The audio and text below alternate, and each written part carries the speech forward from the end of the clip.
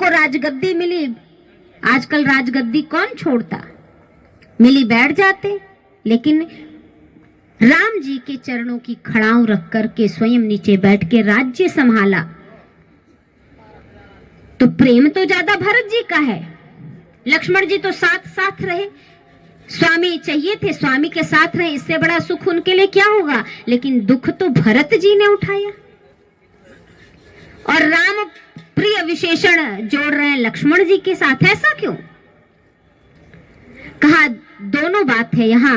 राम के प्रिय लक्ष्मण तो हैं, लेकिन राम जिसके प्रिय हैं, यह भी लक्ष्मण को इतने प्रिय हैं राम, क्योंकि लक्ष्मण यह नहीं सोच रहे वन वन जाऊंगा, इनके पीछे पीछे भटकूंगा, शत्रुओं से युद्ध करूंगा। निद्रा त्यागनी पड़ी 14 वर्ष, परिवार त्यागना पड़ा, पत्नी त्यागना पड़ा, सब कुछ तो छोड़ करके, लेकिन स्वामी के चरणों के प्रति प्रेम है। इसलिए राम प्रिय, राम के प्रिय सिर्फ नहीं, राम जिसको प्रिय है यह भी दर्शाने के लिए विशेषण लिखते हैं बाबा। ऐसे व्यक्ति का नाम लक्ष्मण रखा गया। इस प्रकार चारों पुत्रों का नाम रखा गया। तदनंतर कुछ समय बीता। प्रभु की और छोटी छोटी बाल लीलाएं हैं। भगवान, संत जन कहते हैं कि भगवान एक बार माता से चंद्रमा के लिए हट कर बैठे कि मैया वो जो पूर्ण चंद्रमा दिखाई दे रहा है वो शुभ्र, वो मुझे चाहिए, मुझे ला कर दो। मैया ने कहा बेटा कैसे ला कर दो, वो तो ऊपर है। कैकेयी मैया समझदार, उनका राम के प्रति बड़ा प्रेम है, इतना प्रेम है कि माता कैकेयी जानती थी कि जिस दिन मैं राम के लिए वनवास मांग दूंगी, उस दिन के बाद से कोई कैकेयी को पूजेगा नहीं। तथापि हो सकता है कि लोग कैकेयी नाम सुनना ना पसंद करें, कोई अपने घर में कैकेयी नाम ना रखे अपने पुत्रियों का, लड़कियों का। ऐसा हो जाएगा, कैकेयी के प्रति ऐसी भावना मन में बस जाएगी। फिर भी राम का यश तभी होना है जब राम वनवास को जाएंगे, और राम के यश के लिए ऐसा फैला रहे जगत में कि कोई कैकेयी को ना पसंद करे, वह भी मुझे स्वीकार है। ऐसी है कैकेयी। कैकेयी को लोग सिर्फ इस रूप में देखते हैं कि वनवास मांग लिया, अपने पुत्र के लिए राजगद्दी मांग ली। कैकेयी का त्याग तो किसी ने देखा ही नहीं। कहते हैं जब भगवान को वनवास जिस दिन मांगा गया, उसके पहले राज्याभिषेक होना था। सभी देवी देवता और भगवान मर्यादा पुरुषोत्तम है। पिता ने कहा है कि बेटा तुम्हें कल राजगद्दी पर बैठना है। वो वचन जानते हैं कि मुझे पिता की आज्ञा का पालन करना है। माता आज्ञाओं को ग्रहण किया, शीघ्रातिशीघ्र और लौट करके आए। आइए हम प्रभु का थोड़ा सा नाम स्मरण करें, और फिर, क्योंकि अब प्रभु ने अभी तक तो बाल लीला की, अब बड़े होकर के आ जाएंगे तो इनका निकलना प्रारंभ हो।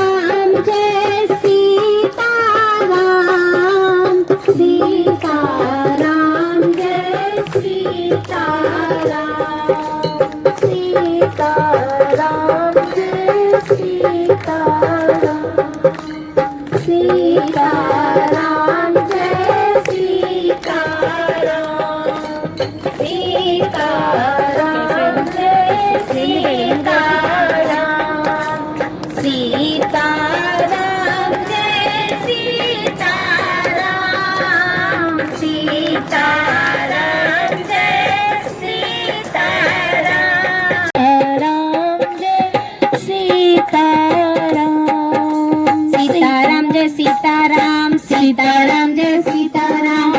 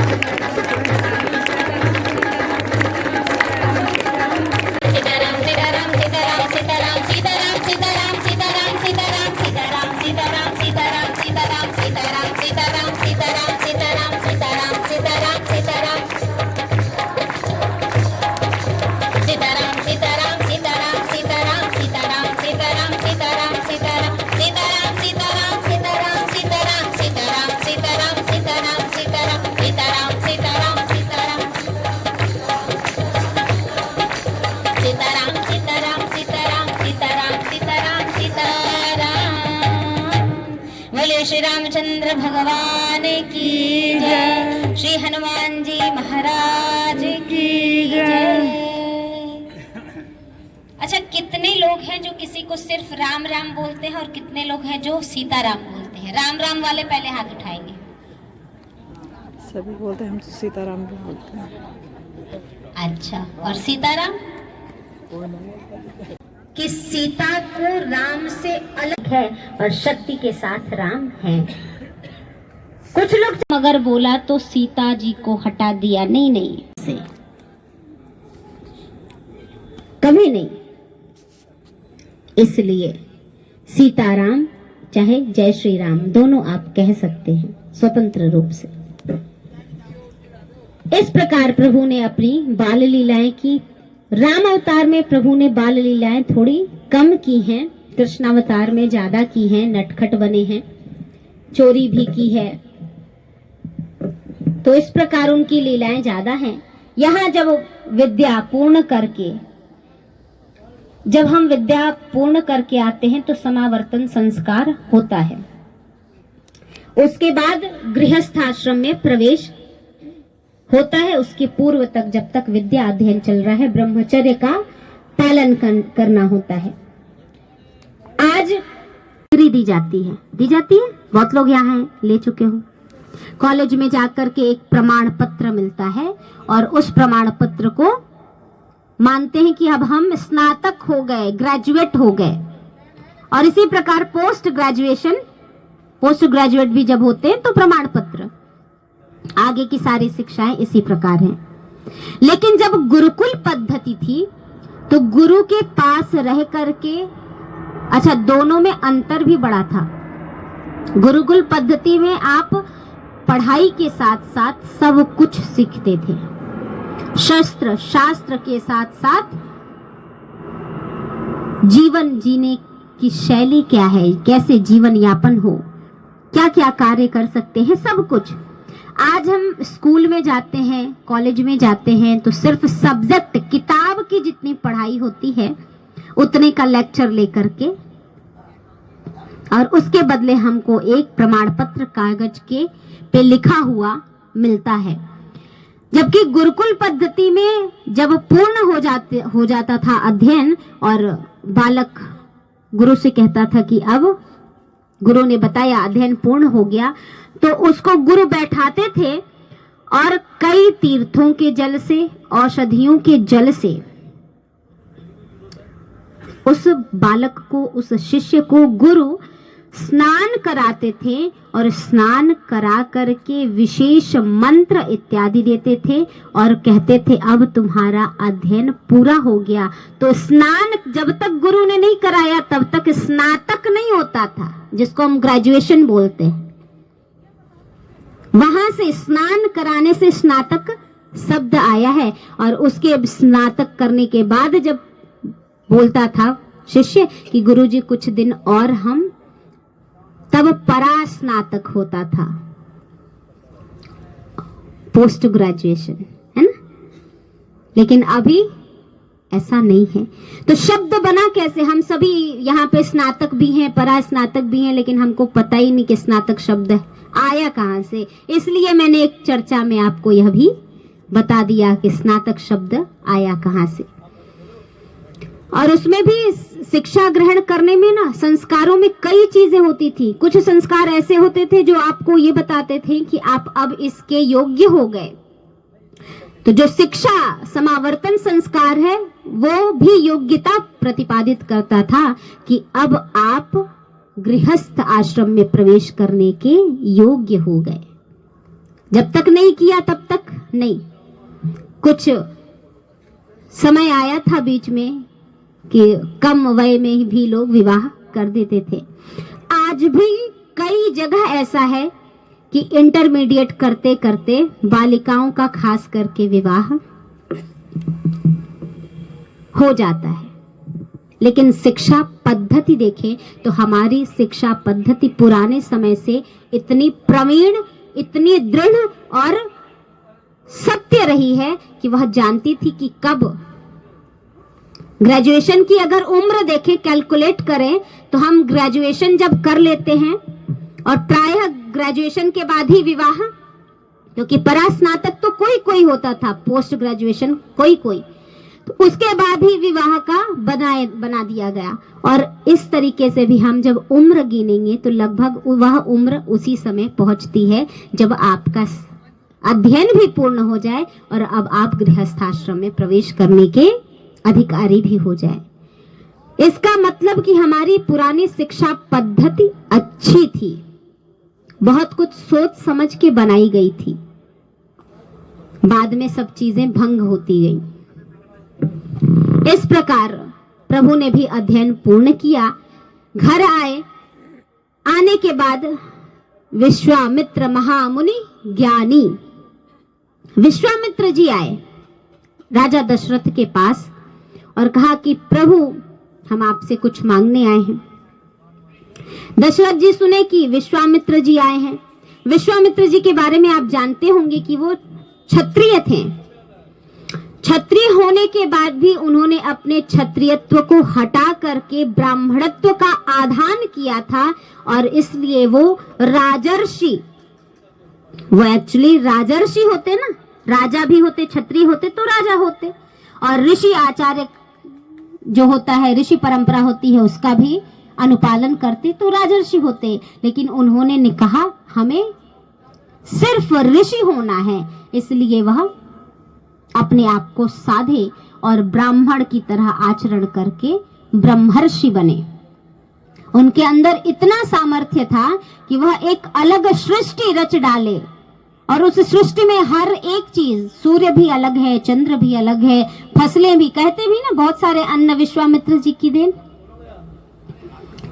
तो इतना सामर्थ्य वाला व्यक्ति राजा दशरथ के पास आया और बाबा तुलसीदास भी लिख रहे हैं कि विश्वामित्र महामुनि ज्ञानी, महामुनि भी लिख सकते थे सिर्फ, या सिर्फ ज्ञानी ही लिख देते, लेकिन महामुनि ज्ञानी। और वो व्यक्ति आकर के कहता है कि दशरथ जी आपके पुत्र चाहिए। किस लिए चाहिए?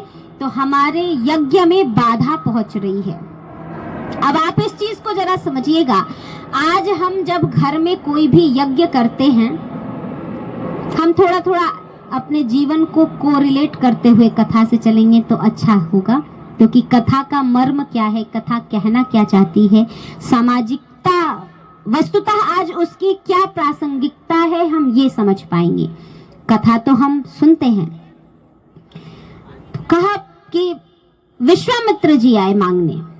तो आज जब हम अपने यहाँ पूजन कराते हैं, कोई हवन कराते हैं, तो हम क्या करते हैं? पहले ब्राह्मण से कोई मुहूर्त पूछते हैं, उनके कहे अनुसार तिथि में हम हवन इत्यादि करते हैं। आज आप देख ही रहे हैं, अभी राम मंदिर की ही स्थापना को लेकर देख लीजिए कितना बवाल है। कोई कहता है ये ठीक तिथि नहीं है, ये ठीक मुहूर्त नहीं है, आपस में ही विवाद हो रहे हैं। लेकिन उस समय त्रेता युग में विश्वामित्र जी आए और वो कहते हैं कि मेरा यज्ञ पूर्ण नहीं हो पा रहा। अब एक तो वो स्वयं ब्राह्मण, स्वयं उनको ज्ञान, और आज के समय में कोई यज्ञ पूरा ना हो तो लोग कहेंगे कि ब्राह्मण ने ही सही मुहूर्त नहीं दिया होगा। आएगा ना, या कोई भी अगर विघ्न उपस्थित हो तो शुभ मुहूर्त नहीं निकला था, ऐसा आएगा। लेकिन उस समय जो स्वयं ज्ञानी है वो ऐसा कौन सा मुहूर्त देख ले रहा था कि उसका यज्ञ पूरा नहीं हो रहा था। विश्वामित्र कहा गया, विश्व का जो मित्र है संपूर्ण, और उसका यज्ञ भी स्वयं के लिए नहीं हो रहा है, संपूर्ण विश्व के लोक कल्याण के लिए हो रहा है, वह यज्ञ पूर्ण नहीं हो रहा है। विश्वामित्र जी लेने आए, कहा आपके दोनों बालक मुझे चाहिए। दशरथ जी ने कहा कि महाराज निवेदन करते हैं, वंदन करते हैं, आपको जो कुछ भी चाहिए आप मुझसे मांग लीजिए, चाहिए भूमि, धेनु, धन, जो भी चाहिए। संत कहते हैं देखो राम को मांगा था, राम 2 अक्षर हैं, और उल्टा दशरथ जी भी कह रहे हैं कि 2 अक्षर वाले जितने चाहिए राम 2 अक्षर को छोड़ के आप सब ले लो। कहा और क्या दे सकते हो, कहा सब कुछ दे सकते हैं, यहां तक कि हम अपने प्राण भी दे सकते हैं अगर आप चाहें तो, प्राण भी 2 अक्षर। कहा लेकिन ये तो चाहिए नहीं। तो संत यहां उपदेशित कर रहे हैं, 2 चीज बड़े ही ध्यान की है, आप ध्यान दीजिएगा। हमने अक्सर सुना है कथाओं में, और हम सुनते भी हैं कि गृहस्थी में आने पर भगवान नहीं मिलते, भगवान चाहिए तो वन में जाओ, संन्यास ग्रहण करो, उस प्रकार आचरण करो, भोजन इत्यादि पकवान त्यागो, सादा भोजन करो। लेकिन विश्वामित्र जी तो ज्ञानी हैं, ऋषि हैं, और वो आए महल में, तो भगवान को लेने आए हैं महल में। इसका मतलब भगवान महल वाले को भी। दशरथ जी क्या हैं यहां, विश्वामित्र जी सन्यासी, दशरथ जी समझिएगा, हमारे लिए संदेश है, गृहस्थ। भोजन त्यागने की बात कही कि स्वाद, जिह्वा को कंट्रोल में रखो, जिह्वा पर नियंत्रण रखो, रसना। लेकिन यहां तो पकवान न बनते हैं, महल है, 56 भोग बनते हैं। जब विश्वामित्र जी आए तो आदर सत्कार करके महल में राजा दशरथ ने स्वयं के सिंहासन पर बैठाया। कहा वन में वट वृक्ष के नीचे बैठने वाले को सिंहासन पर बैठाया। उसके बाद जो कंद मूल इत्यादि खाते थे, स्वाद त्याग दिए थे, भगवान को पाने के लिए भोजन कराया, 56 भोग। इसका मतलब सब कुछ त्याग देने वाले को ही भगवान मिल जाए ऐसा नहीं है। तो विश्वामित्र जी सोच रहे हैं, जब दशरथ जी ने कहा कि प्राण भी दे दूंगा, तो कहा इसीलिए तो राम तुमको मिले, हमको आज हमको मांगने आना पड़ रहा है। शायद यही प्रेम है, जो तुम्हारे पास राम है, मेरे पास राम नहीं है, मुझे मांगने आना पड़ रहा है। अब मांग लिया तो कहा प्रभु प्राण भी ले लीजिए, लेकिन राम को मत लीजिए। क्यों? क्योंकि राम से मैंने कहा ही था कि राम नहीं रहेगा तो मैं नहीं रहूंगा।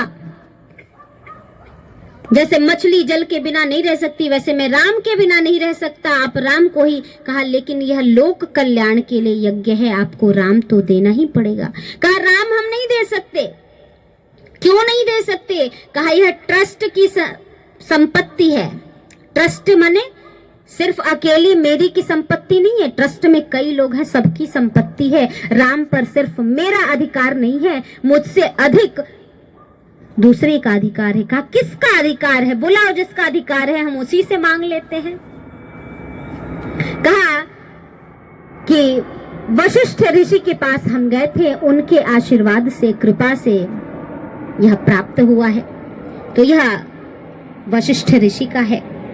अच्छा देखिए, दशरथ जी नहीं देना चाहते तो क्या क्या कहते हैं।